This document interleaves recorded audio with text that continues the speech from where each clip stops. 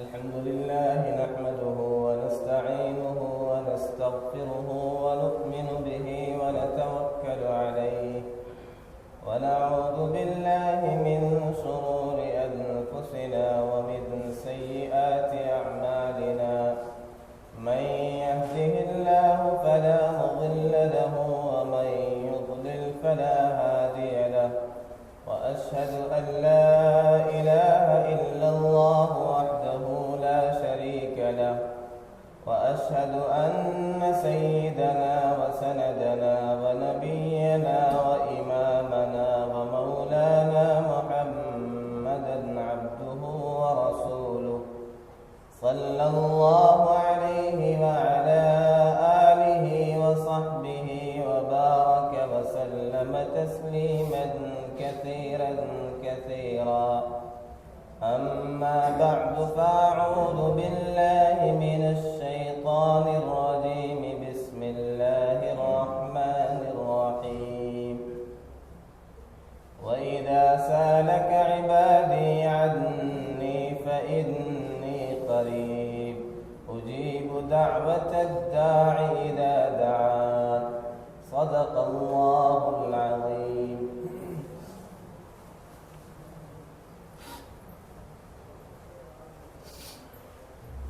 انتہائی واجب الاحترام بزرگوں اور دوستوں،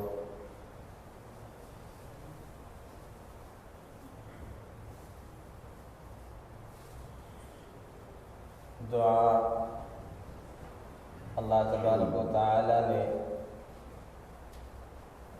مومن کے لیے ایک بڑی قیمتی دولت، بڑی قیمتی نعمت اور بہت ہی قیمتی چیز عطا فرمائی.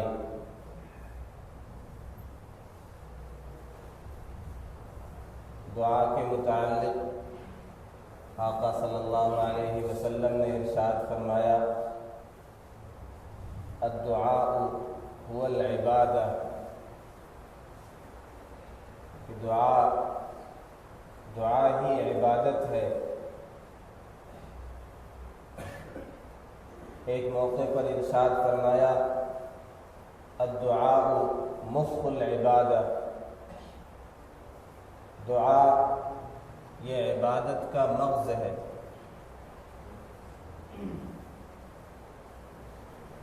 ایک موقع پر ارشاد فرمایا، الدعاء سلاح المؤمن، دعا یہ مومن کا ہتھیار ہے.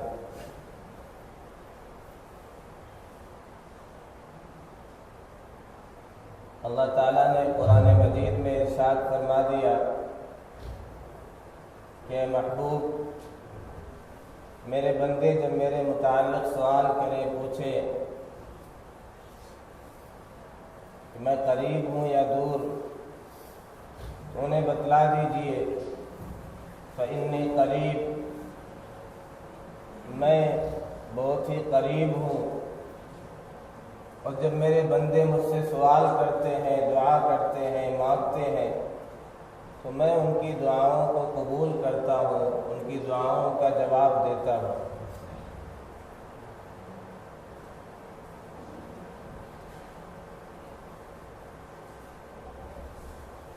اللہ تعالیٰ کا یہ ارشاد ہے قرآن مجید میں کہ اللہ دعاؤں کو قبول فرماتا ہے. لیکن بظاہر ہم ظاہری نظر رکھنے والے لوگ، ہم یہ شکوہ کرتے ہیں عام طور پہ کہ ہماری دعائیں قبول ہی نہیں ہوتی. سالوں سال لوگ دعائیں کرتے ہیں، جو بیمار ہے وہ بیماری ہے، جو پریشان حال ہے اس کی پریشانی دور ہی نہیں ہو رہی، جو بے اولاد ہے وہ بے اولاد ہی رہتا ہے.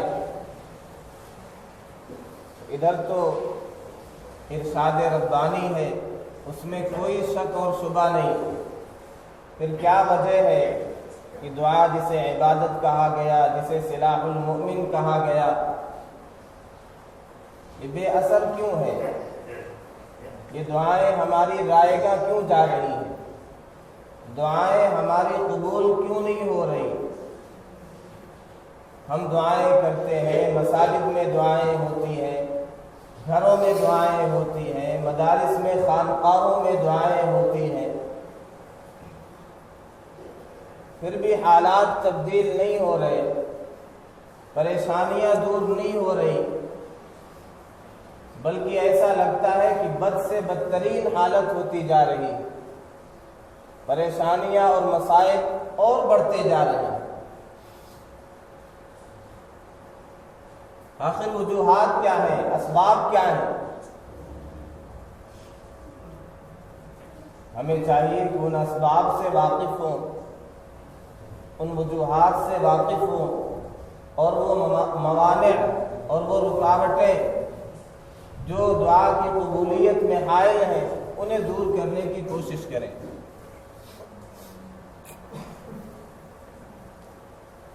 سب سے پہلے تو ہمیں یہ یاد رکھنا چاہیے کہ آقا صلی اللہ علیہ وسلم نے ارشاد فرمایا، مومن بندے کی دعا قبول ہوتی ہے، ہاں اس کی قبولیت کی مختلف شکلیں اور صورتیں ہوتی ہیں۔ کبھی بندہ جو چیز سوال کرتا ہے، جو چیز مانگتا ہے، بعینہ ہی وہی چیز عطا کر دی جاتی ہے۔ کبھی ایسا ہوتا ہے کہ جس چیز کا یہ سوال کر رہا ہے، جو چیز مانگ رہا ہے، بعینہ ہی وہ چیز نہیں عطا کی جاتی، بلکہ اس سے کسی پریشانی، کسی تکلیف کو دور کر دیا جاتا ہے۔ اور کبھی ایسا ہوتا ہے کہ بندہ تو دنیا میں چاہتا ہے، لیکن اللہ تعالیٰ اس کی دعا کو قبول فرماتے ہیں اور آخرت میں اس کے لیے ذخیرہ بنا کر کے رکھ دیتے ہیں۔ روایتوں میں آتا ہے بندہ جب اپنی دعاؤں کی قبولیت کا اثر آخرت میں دیکھے گا اور وہاں درجات کی بلندی دیکھے گا تو تمنا کرے گا کاش دنیا میں میری کوئی دعا قبول ہی نہ ہوئی ہوتی، ساری دعاؤں کا اجر آخرت ہی میں مل جاتا۔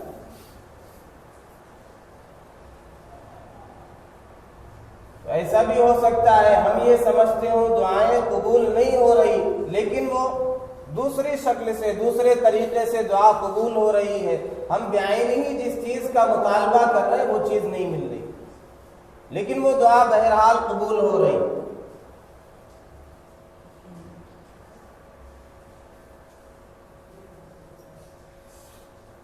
اور کبھی واقعی دعا قبول نہیں ہوتی، اس کے موانع ہوتے ہیں، اس کے چند اسباب ہیں۔ اس میں سے اہم وجہ جو ہماری دعائیں قبول نہیں ہو رہی، انفرادی طور پر بھی لوگ دعائیں مانگ رہے ہیں، گڑ گڑا رہے ہیں، آوازاری کر رہے ہیں، گریہ و بکا کر رہے ہیں، اجتماعی طور پر بھی دعائیں ہو رہی ہیں، لیکن دعائیں قبول نہیں ہو رہی، تبدیلیاں نہیں آ رہی۔ آقا صلی اللہ علیہ وسلم نے ارشاد فرمایا کہ جب آدمی کا مال حرام ہو، جب اس کی غذا حرام ہو، جب اس کا لباس حرام ہو، جب اس کے جسم کی پرورش ہوئی ہو حرام چیزوں سے، حرام مال سے، حرام کھانے سے، اکلے حرام، حرام مال کھانا یہ ایک بڑا سبب ہے جو دعا کی قبولیت میں ایک مانع اور عار بن جاتا ہے۔ آپ نے ارشاد فرمایا ان اللہ طیب، اللہ طیب اور پاک ہے، لا يقبل اللہ الا طیب، اللہ طیب اور حلال کو ہی قبول فرماتا ہے، پاکیزہ چیز کو ہی قبول فرماتا ہے۔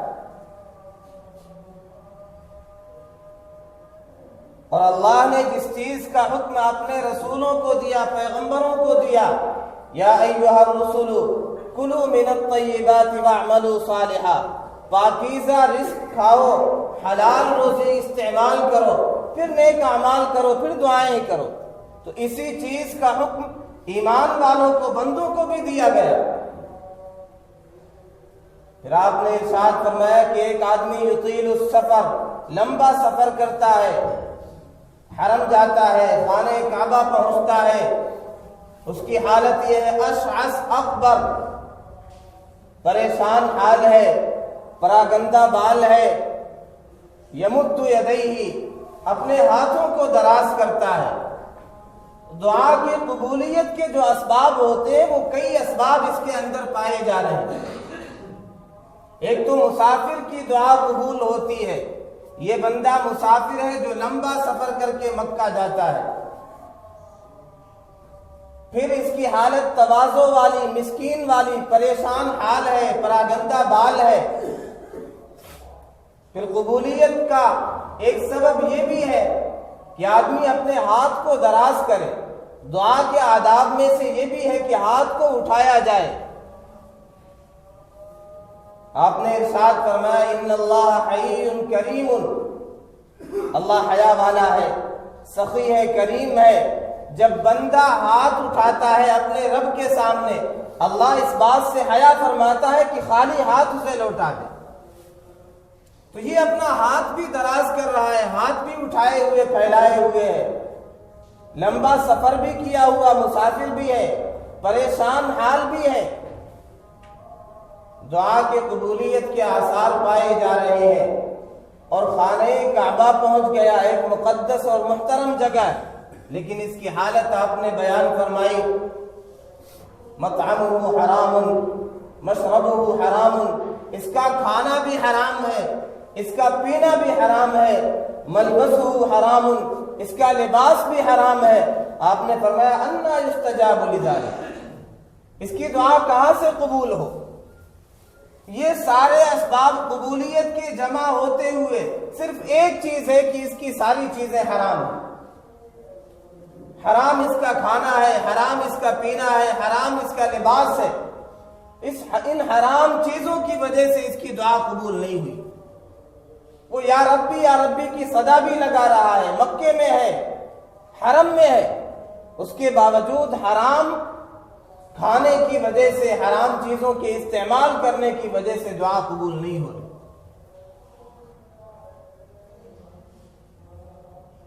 آج امت مسلمہ کو بھی اس پر غور کرنا چاہیے۔ ہماری دعائیں جو قبول نہیں ہو رہی، اس کا سبب اور مانع کہیں یہ تو نہیں ہم حلال اور پاکیزہ روزی استعمال نہیں کرتے،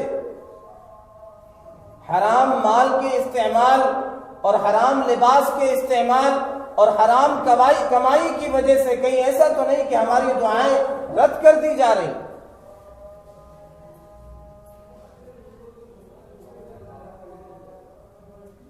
دعا کے قبول نہ ہونے کے اسباب میں سے ایک اہم سبب معصیت اور گناہ بھی ہے۔ ہم دنیا میں دیکھتے ہیں کہ جو بچہ اپنے والدین کا فرما بردار ہوتا ہے، اطاعت گزار ہوتا ہے، والدین کی بات مانتا ہے، وہ اگر کسی چیز کا حکم دیتا ہے، کسی چیز کے لیے درخواست کرتا ہے، سفارش کرتا ہے، کسی چیز کا مطالبہ کرتا ہے، تو اس کی بات پوری ہونے سے پہلے ہی والد یہ کہتا ہے ٹھیک ہے تمہیں یہ چیز مل جائے گی، دے دی جائے گی۔ لیکن بیٹا اگر ضدی اور نافرمان ہو، ہٹ دھرم ہو، تو اس کا مطالبہ، یہ پوری بات کرے، مطالبہ کرے، سفارش کرے، تو بھی بات کبھی ایسا بھی ہوتا ہے بات سنی انسنی کر دیتا ہے۔ یہی حالت ہماری بھی ہے۔ جو اللہ کے فرما بردار بندے ہوتے ہیں وہ اگر دعا کے لیے ہاتھ نہ بھی اٹھائیں، اللہ کی اطاعت میں، عبادت میں زندگی گزاریں، انہیں تلاوت کی وجہ سے، ذکر و اذکار کی وجہ سے دعا کرنے کا موقع بھی نہیں ملتا، تو بھی اللہ تبارک و تعالیٰ وہ ساری چیزیں جو ان کی ضروریات ہیں وہ مرحمت فرما دیتے ہیں، بغیر مانگے عطا کر دیا جاتا ہے۔ لیکن جو دعا کے لیے ہاتھ اٹھائے اور معصیت میں زندگی گزر رہی ہے، شریعت کی مخالفت میں زندگی گزر رہی ہے، سنتوں کے خلاف زندگی گزر رہی ہے، رب کی بغاوت میں زندگی گزر رہی ہے، تو پھر دعا کے لیے ہاتھ اٹھانے سے کیسے انقلاب آئے گا، کیسے زندگی میں تبدیلی آئے گی، کیسے حالات دور ہوں گے؟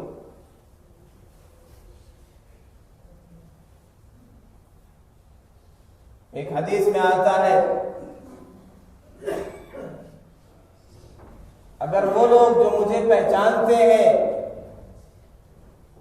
ان عصانی من یعرفنی، اگر وہ لوگ جو مجھے پہچانتے ہیں وہ میری نافرمانی کرے، سلطت علیہم من لا یعرفنی، تو میں ان پر ایسے لوگوں کو مسلط کر دیتا ہوں جو مجھے نہیں پہچانتے، پھر وہ ان پر مظالم ڈھاتے ہیں۔ معصیت میں زندگی ڈوبی ہوئی، گناہوں میں اور غفلت میں، عصیاں میں زندگی ڈوبی ہوئی، اور ہم چاہیں صرف دعا کے لیے ہاتھ اٹھائیں، حالات تبدیل ہو جائیں، این خیالست و محالست و جنون، یہ بیوقوفی کی باتیں ہیں۔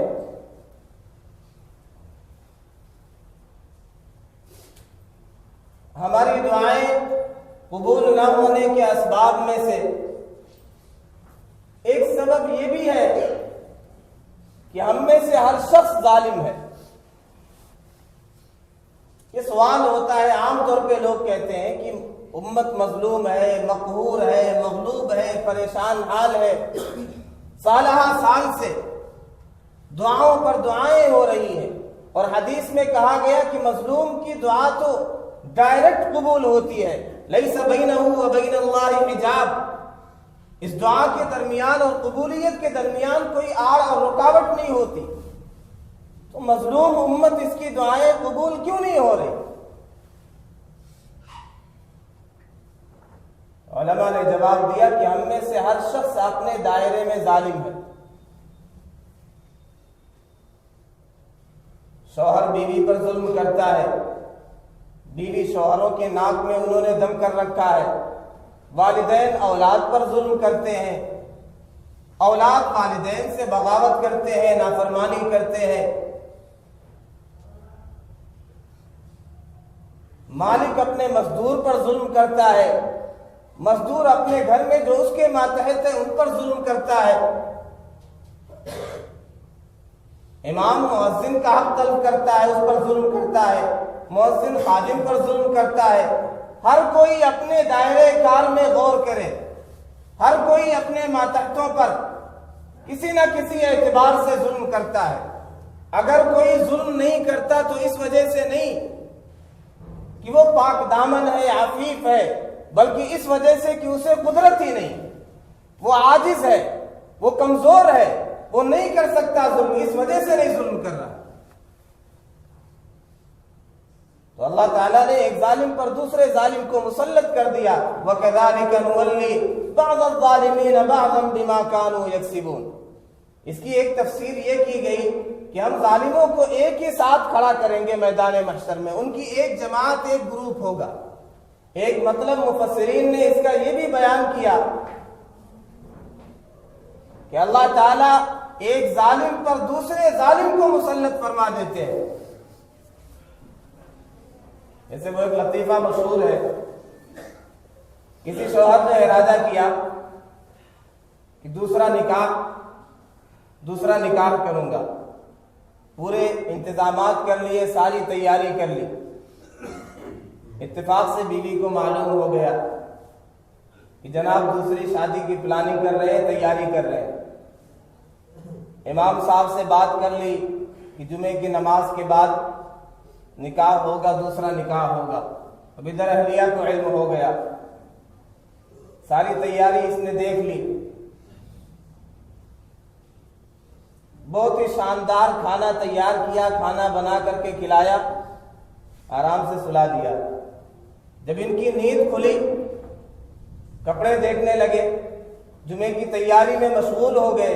بیوی نے پوچھا کہاں جا رہے ہیں؟ انہوں نے کہا جمعے کی نماز پڑھنے۔ بیوی نے کہا آج سنیچر ہے، جمعہ نہیں، آج سنیچر ہے، آئندہ اگر ایسا ارادہ کیا تو ایسی دوا کھلاؤں گی، ایسی نیند کی گولی کھلاؤں گی کہ صبح قیامت میں پھر جا کر کے اٹھیں گے۔ تو ایک ظالم پر دوسرے ظالم کو مسلط کر دیا جاتا ہے۔ تو ہم میں سے ہر شخص اپنے دائرے کار میں ظلم کر رہا ہے۔ یا تو یہ ہو ہماری بددعا جو ہم سے اوپر کے ظالم ہیں ان کے خلاف قبول ہو، وہ ہلاک ہوں، اور جن پر ہم ظلم کر رہے ہیں ان کی دعائیں قبول ہوں، ہم تباہ و برباد کر دیے جائیں، یا یہ کیا جائے کہ دونوں کا معاملہ رکھ دیا جائے، قیامت کے دن فیصلہ ہوگا۔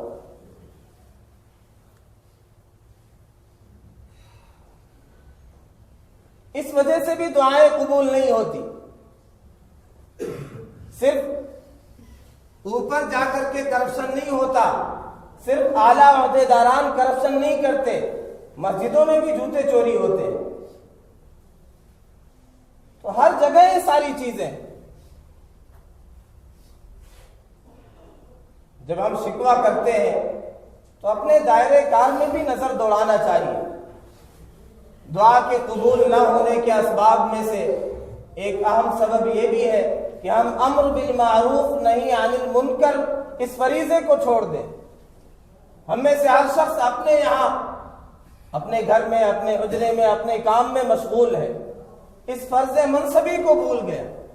کفر ہوتا رہے، شرک ہوتا رہے، ظلم ہوتا رہے، لیکن ہم مطمئن ہو کر کے بیٹھ جائیں، ہمیں اس کی کوئی پرواہ نہ ہو۔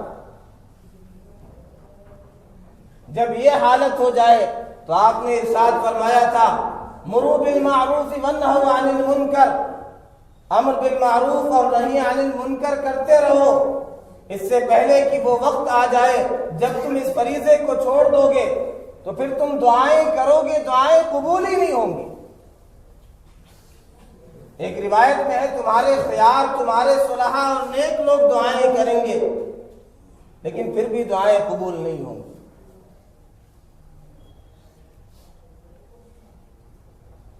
دعا کے قبول نہ ہونے کے اسباب میں سے ایک اہم سبب یہ بھی ہے کہ دعا جس چیز کا تقاضا کرتی ہے وہ استعمال نہ کیا جائے، وہ عمل نہ کیا جائے۔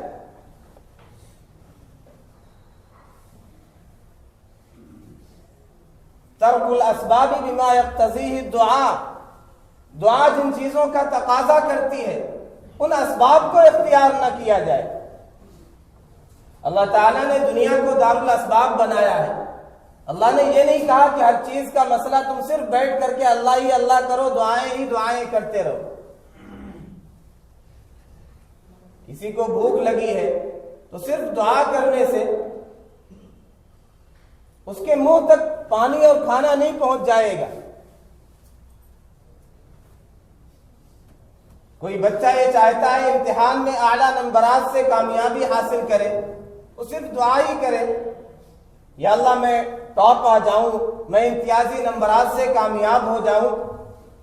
صرف دعا کرنے سے وہ کامیاب نہیں ہو سکتا، اس کے لیے محنت کرنی پڑے گی، اس کے لیے مطالعہ کرنا پڑے گا، اس کے لیے دن رات ایک کرنا پڑے گا، اس کے لیے کتابوں کا کیڑا بننا پڑے گا، پھر دعائیں کرے گا تو اللہ تعالیٰ اس میں تاثیر رکھیں گے۔ اللہ تعالیٰ نے دنیا کو دار الاسباب بنایا ہے، بندوں کو چاہیے کہ ان اسباب کا احترام کریں، اس اعتبار سے عمل کریں۔ بندوں پر یہ چیز واجب ہے۔ آقا صلی اللہ علیہ وسلم نے صرف دعا نہیں سکھلائی، دعا کے ساتھ اسباب کو اختیار کرنا، احتیاطی تدابیر اختیار کرنا۔ یا ایھا الذین آمنوا خذوا حذرکم، آقا صلی اللہ علیہ وسلم نماز کی حالت میں بھی کھڑے ہیں تو نماز کا بھی ایک مخصوص طریقہ بتلایا گیا۔ یہ نہیں کہا گیا نماز میں اللہ کی طرف متوجہ ہو، سجدے میں ہو تو مطمئن ہو جاؤ، تمہیں کسی سے خوف کرنے کی ضرورت نہیں ہے۔ اللہ تعالیٰ نے ارشاد فرمایا وَإِذَا كُنْتَ فِيهِمْ فَأَقَمْتَ لَهُمُ الصَّلَاةَ فَلْتَقُمْ طَائِفَةٌ مِّنْهُمْ مَعَكَ وَلْيَأْخُذُوا أَسْلِحَتَهُمْ فَإِذَا سَجَدُوا فَلْيَكُونُوا مِنْ وَرَائِكُمْ، دو گروپ بنا لو، ایک جماعت نماز پڑھے، ایک جماعت تمہارے پیچھے کھڑے ہو کر کے تمہاری نگہداشت کرے۔ بدقسمتی ہماری، ہم یہ سمجھتے ہیں مسجدوں میں صرف دعائیں کرنے، خانقاہوں میں اللہ اللہ کا ورد کرنے، اسی سے ہمارے سارے مسائل حل ہو جائیں۔ تو اللہ تعالیٰ نے دنیا کا یہ نظام نہیں بنایا، یہ سنت اللہ اور عادت اللہ نہیں ہے۔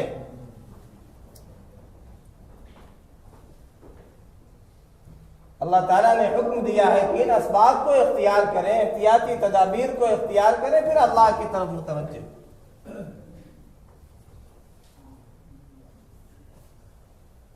ہمیں چاہیے کہ ان اسباب پر غور کریں۔ یہ ساری چیزیں بعض چیزیں ہماری ذات سے متعلق ہیں، بعض چیزیں دعا کے انداز سے بھی متعلق ہوتی ہے کہ آدمی غفلت کے ساتھ، کھیل کرنے والے دل کے ساتھ، اولاً تو دعاؤں کا رواج ہی ختم ہو گیا۔ جس انداز سے دعا کرنا چاہیے، جس کیفیت کے ساتھ، جس خشوع اور خضوع کے ساتھ، گریہ و زاری کے ساتھ، اس طرح دعائیں ہوتی ہی نہیں۔ بہت کم لوگ ہیں جو اللہ کی طرف متوجہ ہوتے ہیں، جنہیں آہ سحرگاہی نصیب ہے، جو امت کے غم میں راتوں کو اٹھ کر کے روتے ہوں، آنسو بہاتے ہوں، یبکون ویزیدہم خشوعا، اور پھر جو دعائیں مانگتے ہیں غفلت کے ساتھ، دعا بھی مانگ رہے ہیں اور ناک بھی صاف کر رہے ہیں، کوئی ہاتھ ہی نہیں اٹھا رہا یہاں تک کیے ہوئے، سستی اور کاہلی کے ساتھ۔ تو حدیث میں آتا ہے ایسے غافل اور کھلواڑ کرنے والے کی دعا اللہ تعالیٰ قبول نہیں فرماتا۔ کہ دعائیں مانگتے ہیں تو اس انداز سے جیسے اپنے کسی خادم کو حکم دیا جاتا ہے، ایک لسٹ تھما دی جاتی ہے، آلو بھی لے آنا، سبزی بھی لے آنا، مٹر بھی لے آنا، ایسے ہم ہاتھ اٹھاتے ہیں، اللہ یہ بھی دے دیجئے، یہ بھی دے دیجئے، پھر ہاتھ صاف کر دیا، جھاڑ دیا۔ اپنی محتاجگی اور عاجزی اور مسکنت کو پیش کیا جائے کہ ہم محتاج ہیں اور ہمارے پاس کوئی الٹرنیٹ نہیں ہے، کوئی متبادل نہیں ہے۔ ایک فقیر اور بھکاری، اس کے پاس تو بہت سارے در ہوتے ہیں، ایک در سے نہیں ملا دوسرے در پہ جا کر کے دروازہ کھٹکھٹاتا ہے، تیسرا در ہے، چوتھا در ہے، کہیں نہ کہیں سے تو مل ہی جائے گا۔ لیکن ہمارے پاس تو صرف ایک ہی در ہے، اگر یہاں سے لوٹا دیے گئے، یہاں سے مردود کر دیے گئے، بھگا دیے گئے، تو پھر اور کوئی در نہیں، اور کہیں سے نہیں مل سکتا۔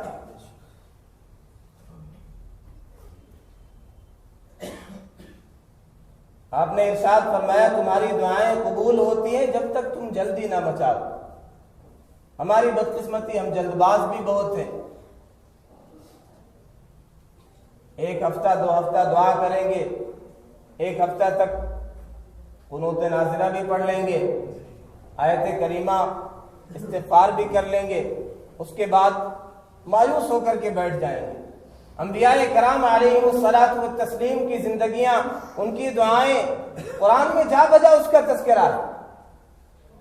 سیدنا یعقوب علیہ الصلاۃ والسلام آخر تک پر امید رہے، بیٹوں سے کہہ رہے ہیں انی لاجد ریح یوسف، ایک مدت ہو گئی، فرما رہے مجھے یوسف کی خوشبو محسوس ہو رہی ہے، لولا ان تفندون، مجھے پتا ہے تم یہ کہو گے بہکی بہکی باتیں ابھی کر رہے ہیں، ایک عرصہ گزر گیا، ابھی وہی امید لگائے بیٹھے ہیں۔ سیدنا زکریا علیہ السلام کو آخر عمر میں اولاد ملی، اس کا یہ مطلب نہیں کہ اسی آخر ہی میں دعا کی، دعا کرتے رہے، مایوس نہیں ہوئے۔ ہم جلد بازی کرتے ہیں، تو آپ نے فرمایا تمہاری دعائیں قبول ہوتی ہیں جب تک تم جلد بازی نہ کرو۔ قبول ہو نہ ہو، بندوں کا کام تو مانگنا ہی ہے، سوال کرنا ہے، قبول کرنا یہ اللہ کا کام ہے۔ ہم بندوں کا کام یہ ہے کہ اللہ کی طرف ہمیشہ متوجہ رہیں، دعائیں کرتے رہیں۔